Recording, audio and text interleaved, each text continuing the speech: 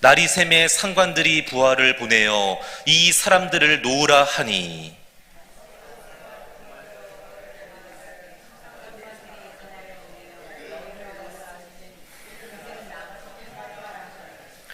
바울이 이르되 로마 사람인 우리를 죄도 정하지 아니하고 공중 앞에서 때리고 옥에 가두었다가 이제는 가만히 내보내고자 하느냐? 아니라 그들이 친히 와서 우리를 데리고 나가야 하리라 한대.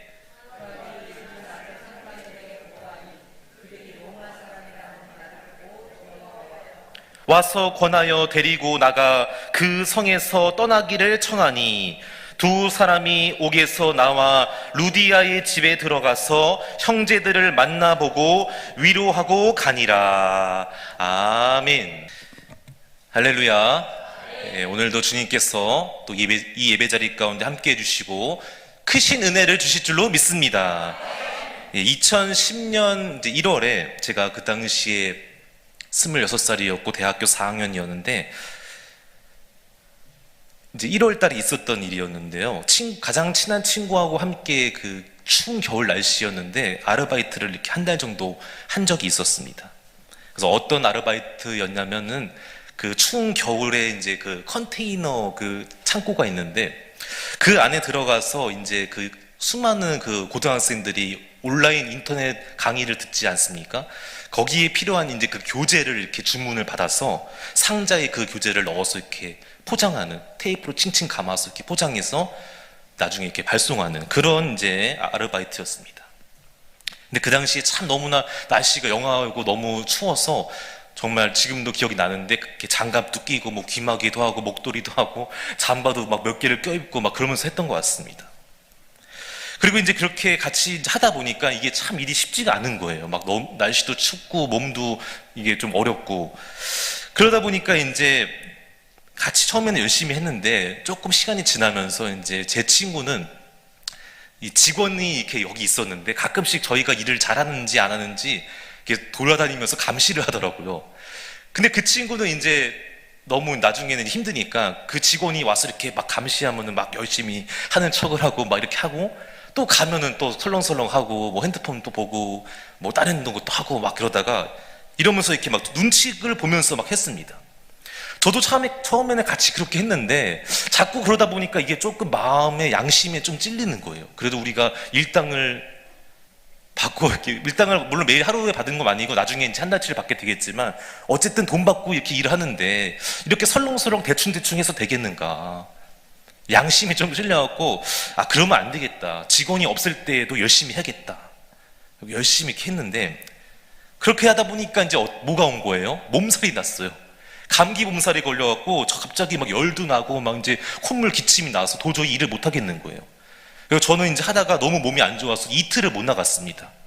그 친구는 다 나갔어요. 하루도 안 빠지고 다 나갔어요. 그렇게 이제 시간이 지나서 마지막 30일이 한 달이 지났고 마지막 날이 되었습니다. 이제 마지막 날 일이 다 끝나니까 그 직원이 저희 두 사람을 어떤 구석에 있는 작은 방으로 이렇게 안내를 했는데 우리를 데리고 가면서 안내를 했는데 그곳에 이제 사장님이 앉아 계시더라고요. 들어갔더니 그러면서 저희에게 이제 그동안 한 달치 일한 그 봉급을 돈을 이렇게 봉투에 넣어서 이렇게 각자 한 사람 주고 그동안 고생 많았다고 추운 날씨에 참 고생 많았다고 그러면서 이제 잘 가라고 그래갖고 저희가 이제 나갔습니다. 봉투를 받고 나갔는데 궁금하잖아요. 저는 이제 제 생각에는 아 제가 이틀을 적게 했으니까 뭐 그 당시에 하루에 한 4만 5천 원 받은 것 같아요. 한 9만 원이 이제 적게 들어와야 되잖아요. 이 친구하고 비교했을 때. 근데 나중에 이렇게 세보니까 똑같이 준 거예요. 이 친구도 딱 그 한 달치 주고 저도 이틀을 안 했는데도 불구하고 똑같이 한 달치 준 거예요. 이상하다. 이게 왜 뭐 계산을 잘못했나? 왜 이러지? 왜 어떻게 된 거지? 막 의아해했는데 갑자기 이제 직원 한 명이 후닥닥 뛰어나오더니 제 친구는 이제 가도 되는데 저보고 잠깐 들어오라는 거예요. 사장님이 잠깐 부른다는 거, 할 말이 있다는 거예요. 그래갖고 이제 다시 그 방으로 들어갔는데 갑자기 이제 이런 얘기를 하시더라고요. 자기가 사실은 그 자기 방에서 저희 그 일하는 그 곳에 바로 위에 CCTV가 달려 있었어요.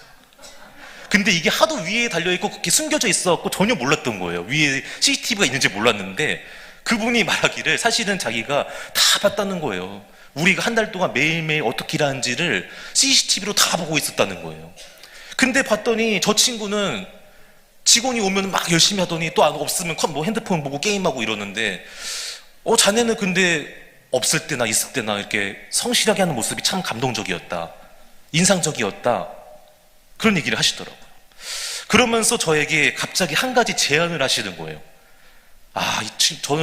제가 힘들고 막 추워도 그걸 참고 견디고 끝까지 이렇게 하는 그런 모습이 되게 안쓰러우면서도 감동이 됐나 봐요. 그러면서 하시는 말씀이 오늘 이 받은 알바비에 2배를 더 줄 테니까 여기서 정직원으로 한번 일해볼 생각이 없냐고 그런 제안을 하시는 거예요. 근데 제가 그때 그 당시에 신학교 4학년 1학기였기 때문에 이제 신학교 마치고 또 신대원도 가야 되기 때문에 차마 거기서 일을 할 수가 없죠. 예, 그렇게 되면 이제 뭐 주회종의 길도 가기 어렵지 않습니까? 그래서 제가 정중히 이제 거절을 하고 죄송합니다 하고 이렇게 잘 사정을 말씀드리고 나왔던 기억이 납니다. 그때 제가 그날 밤에 집에 와서 생각을 해봤는데 다 보고 있었구나. 내가 그렇게 힘들어하고 고생하는 거 버티면서 막 콧물 흘리고 막 기침하면서 다 끝까지 참고 견디는 거를 모를 줄 알았는데 다 보고 있었구나 위에서. 그리고 그거를 보고 거기서 끝난 게 아니라 나한테 이렇게 사실은 듣기 너무 기분이 좋았죠. 만약에 제가 신학생 아니었으면 바로 했을 거예요. 그런데 너무나 기분이 참 좋았고 그동안 고생했던 것 또 이렇게 사장님을 통해서 기분 좋은 소리를 또 듣게 해주시고 참 좋았다. 한 달 동안 많은 좋은 기억이 있었구나 이랬던 생각이 났습니다. 여러분 이제 오늘 이 본문의 말씀이 사도행전 16장 마지막에 나오는 부분인데 이 바로 앞에 나온 내용이 뭔지 아세요? 이 바울이 거기 지역에 갔을 때 귀신 들린 여종을 만나지 않습니까? 그 사람을 예수의 이름으로 고치게 되었습니다. 바울과 실라가 귀신 들린 여종을 예수의 이름으로 고쳤는데 그때 이 여자를 이용해서 돈을 벌던 주인들이 기분이 나쁜 거예요. 자기의 수익이 끊어지니까 이제 기분이 나빠서 바울과 실라를 그때 어떻게 했습니까? 매를 때리고 결국에 이들을 고발해서 감옥에 들어가게끔 만들었다는 것이죠. 그래서 감옥에서 정말 착고에 채워지고 얼마나 힘든 그 고난과 아픔이 있었겠습니까? 몸에서는 피가 나고 착고에 채워져서 디귿자로 앉아서 너무나 고통스럽고 도대체 우리가 이게 뭔가 그렇게 주의 말씀에 순종해서 복음 전했는데 다가온 결과는 매를 맞고 옷이 찢기고 피가 나고 상처를 받고 고통과 고난이 오히려 다가오지 않았습니까? 그러나 그때 바울과 실라가 하나님 앞에 찬송하고 기도했더니 놀라운 하나님의 기적의 역사가 일어나서 옥문이 다 열리게 되었고 그러나 바울은 그때 실라와 바울은 나가지 않았습니다. 왜요? 여기까지 인도하신 이 감옥 안으로 인도하신 분이 하나님이시기 때문에 이곳에서 다시 우리가 알 수 없지만 여기서 하나님께서 행하실 놀라운 기적과 놀라운 하나님의 일하심이 있을 거라는 확신과 믿음이 있었기 때문에 탈출하지 않았고 끝까지 거기 남아서 버티고 있었더니 간수가 나중에 이 바울을 통해서 예수 믿고 그의 집안 모두가 다 구원받고 세례받는 놀라운 구원의 역사와 기적이 일어나게 된 줄로 믿습니다. 이게 바로 우리가 읽은 오늘 본문 앞에 나온 말씀이에요. 자, 그래서 이제 이어지는 내용인데 이제 간수가 나중에 다시 위에서 상관들이 시켜갖고 그 사람들을 내보내라 이렇게 명령을 했습니다. 그래서 오늘 말합니다. 바울과 실라에게 가서 이제 평안히 가십시오 했는데 그러면 평안히 가라고 하면 평안히 나가면 되지 않습니까? 이제 나가면 됐는데 갑자기 바울이 이상한 말을 하는 거예요. 여기서 갑자기 이상한 말을 하는데 너희가 우리를 함부로 대했다. 우리 로마 사람인데 그 재판도 하지 않고 우리를 함부로 때리고 옥에 가두는 그런 잘못을 범했다 이러면서 그런 말을 하게 됩니다. 우리 다 같이 사도행전 16장 37절 말씀 같이 읽어보겠습니다. 시작. 바울이 이르되 로마 사람이 우리를 죄도 정하지 아니하고 공중 앞에서 때리고 옥에 가두었다가 이제는 가만히 내보내고자 하느냐? 아니라 그들이 친히 와서 우리를 데리고 나가야 하리라 한대. 아멘. 그렇습니다. 그 당시에 이 로마법에 의하면은 로마 시민권을 갖고 있는 로마 시민은요, 재판도 하지 않고 판결도 나지 않은 상태에서 매를 때리고 감옥에 가두고 구속을 하면 안 되게 되어 있습니다. 어떤 죄를 지었던지 간에 반드시 재판을 한 다음에 판결을 낸 상태에서 감옥에 가두고 매도 때릴 수 있는 건데, 오늘 그렇게 하지 않았다는 거예요. 그거를 지금 바울이 내기하고 있는 거예요. 그런 바울의 말을 들었을 때 이 관리들이 얼마나 가슴이 철렁했을까? 전혀 몰랐는데, 로마 사람인 줄 몰랐는데, 지금 이 바울의 그 말을 듣고 얼마나, 이거는, 이런 죄는요, 잘못하면 이거 생명도 위태할 수 있다고 합니다. 그래서 막 벌벌 떨고 두려워한다고 오늘 성경에 보면 나와 있습니다. 자, 그런데 오늘 이 바울이 한 말 37절 후반부에 보면은 그들이 친히 와서 우리를 데리고 나가야 한다. 이게요, 그냥 와서 옆에서 같이 데리고 나간다 이런 의미가 아니었습니다. 원어의 의미를 보니까, 원어의 의미와 영어 성경의 의미를 보니까 이게 뭐냐면요, 에스코트 한다 그런 의미예요. 여러분, 에스코트라는 말 아세요? 주로 누구한테 쓰죠? 에스코트는? 뭐 대통령, 그 선글라스 끼고 멋있게 아주 체격 좋은 그 남자들이, 경호원들이 쫙 옆에서 동서남북 사방에서 그 경호하고 에스코트 한다고 그러잖아요. 대통령이나 아주 높은 사람, 정말 높은 사람, 대통령 같은 왕, 그거를 같이 신변을 보호해주면서 격식을 갖춰서 정중히 모시고 나간다, 그런 의미가 있었습니다. 그러니까 다시 말하면은 지금 바울이 그거를 요구하는 거예요. 너희가 우리를 감옥에 재판도 하지 않았는데 함부로 매를 때리고 억지로 막 끌어 감옥에 넣었는데 나갈 때 그냥 나가라고? 안 된다는 거예요. 그렇게 하면 안 된다는 거예요. 어떻게 된다? 에스코테라. 너희 다 우리 주변에서 우리 안 다치도록 다 경호하고 보호하고 정중하게 우리를 왕처럼 모시고 여기고 나가라는 거예요. 들어올 때는 우리가 거지처럼 매 맞고 피 흘리고 정말 상처당하면서 몸에 내면서 다 들어오고 그렇게 했지만, 비참하게 들어왔지만, 나갈 때는 그렇게 못 나간다는 거예요.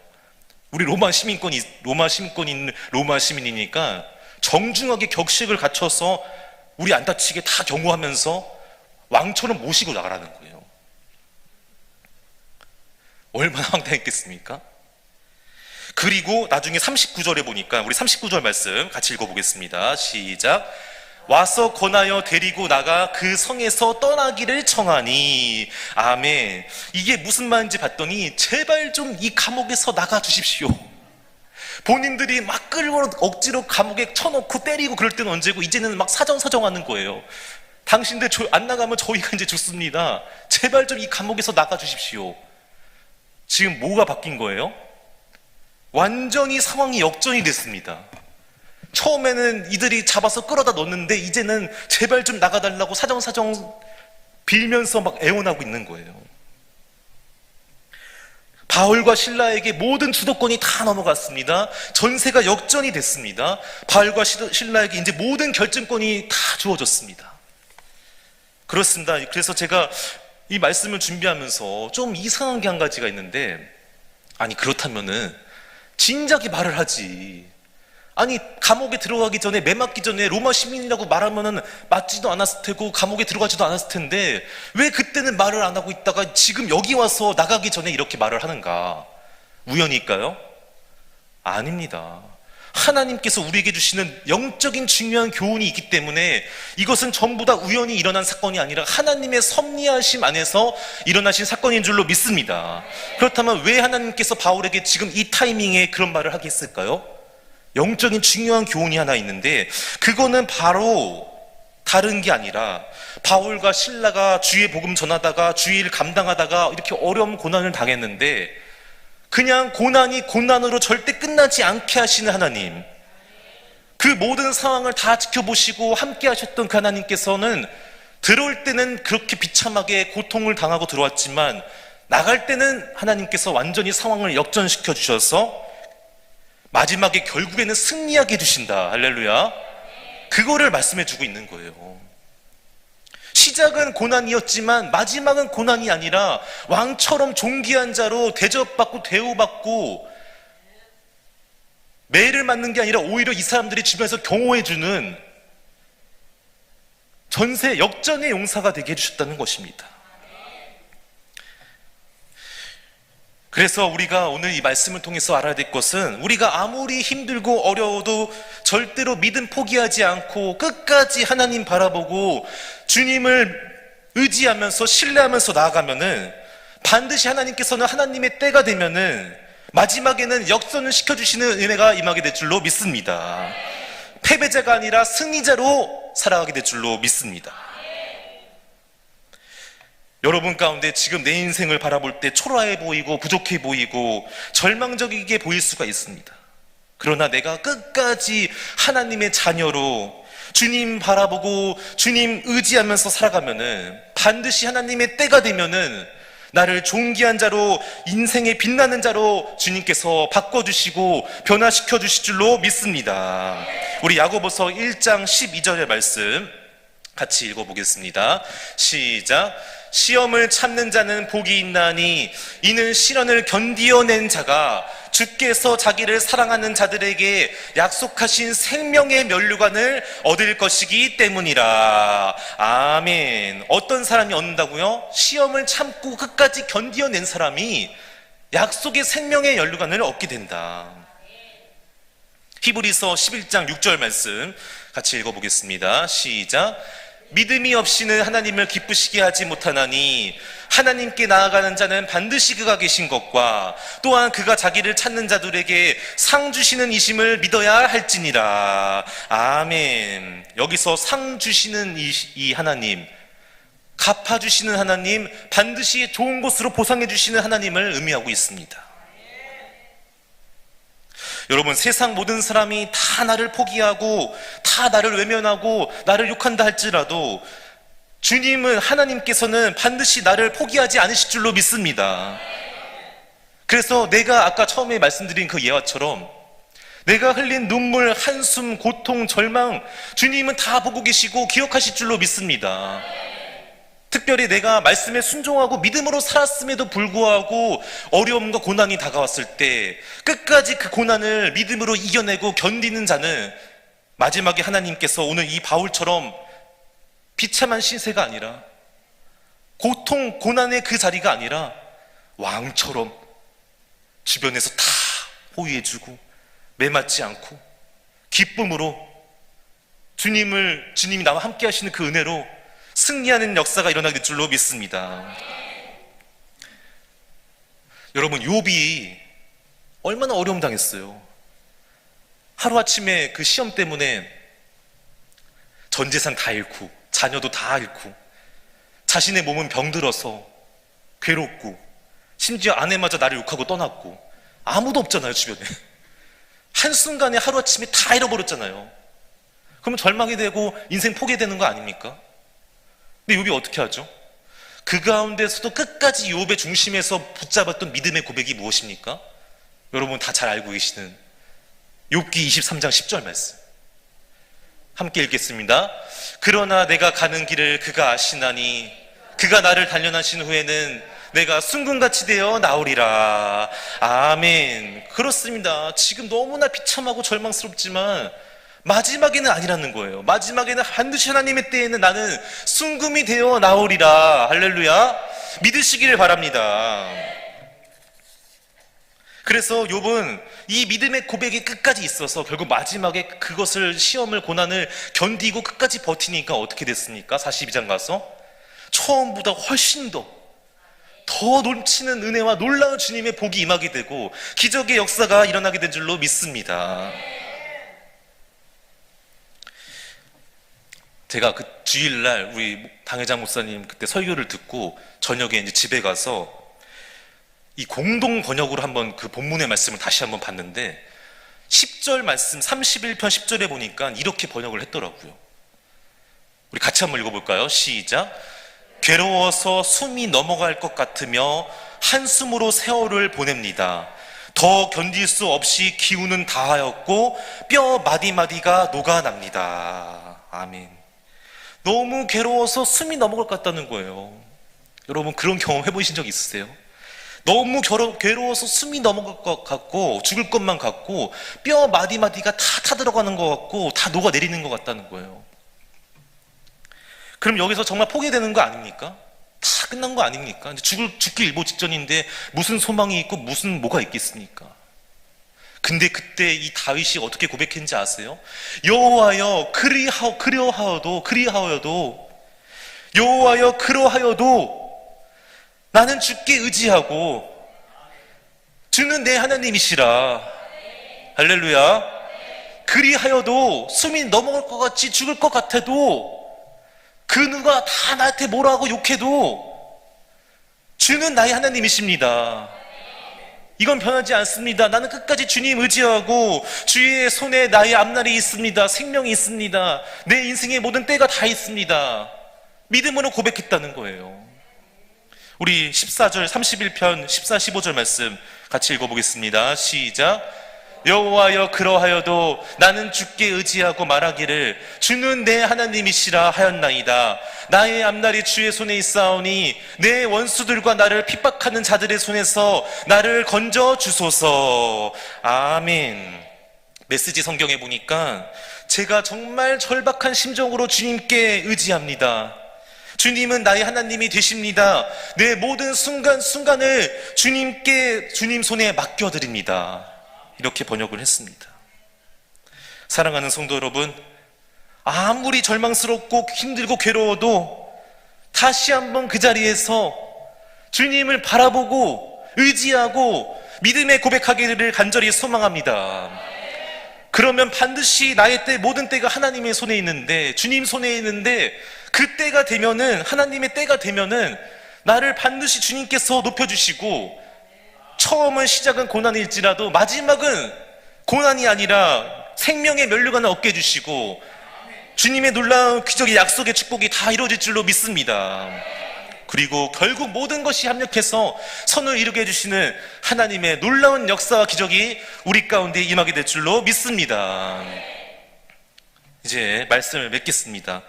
바울과 실라가 감옥에 들어갈 때에는 그렇게 매맞고 옷 다 찢기고 비참하게 들어갔지만 나갈 때는 아니었습니다. 나갈 때는 오히려 왕처럼 존귀한 자로 대접받고 대우받고 에스코트 주변에서 다 지켜주고 보호해주고 정중하게 격식을 차려서 나왔다는 거예요. 우리도 마찬가지입니다. 시작은 미약했지 몰라도 나중은 심히 창대하고 지금 고난이 있을지라도 마지막은 끝은 최후 승리는 우리에게 반드시 주님께서 허락해 주실 줄로 믿습니다. 그래서 모든 것이 합력해서 내 안에서 가장 좋은 것을 주시는 주님의 역사가 다 이루어지게 될 줄로 믿습니다. 기도하겠습니다.